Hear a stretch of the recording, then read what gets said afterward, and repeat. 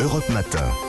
Dimitri Pavlenko. L'innovation sur Europe 1. Bonjour Anissa Mbida. Bonjour Dimitri, bonjour à tous. Pendant la campagne, on a beaucoup parlé de rénovation énergétique, sauf que cela coûte très cher sur les vieilles passoires thermiques. On a peut-être trouvé une solution pour réduire les coûts des travaux en ajoutant une coque isolante au bâtiment. Oui, une coque comme celle des téléphones portables qu'on va produire de façon massive et industrielle.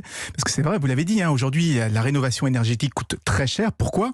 Parce que tout est fait sur mesure avec des techniques de construction traditionnelle, d'où cette idée d'automatiser la fabrication en usine de façades et de toits totalement isolants, de le faire encore une fois de façon massive pour réduire les coûts et ensuite venir tout simplement les clipser sur les bâtiments existants. C'est une technique développée par les Néerlandais d'Energy Sprong et chaque panneau va s'installer facilement en moins de 20 minutes, ce qui permet de convertir un bâtiment complet en quelques jours plutôt qu'en plusieurs mois pour un coût qui peut à la fin être divisé par 2 ou 3 par rapport à de la construction classique et c'est ça qui change tout. Pourtant, toutes les façades Anissa ne sont pas les mêmes. Comment on va faire pour massifier la construction ? Eh bien, avec une approche modulaire, beaucoup d'automatisation et des panneaux qui vont s'emboîter comme des Lego.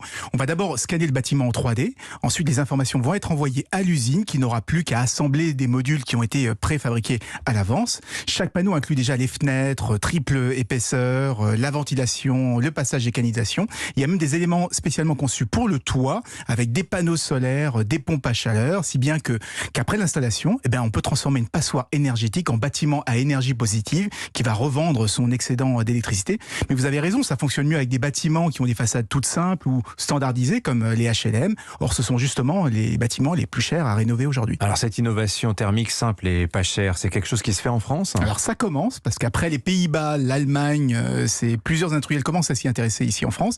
Un chantier de 160 HLM vient par exemple de se terminer à Waterloo, c'est dans le Nord.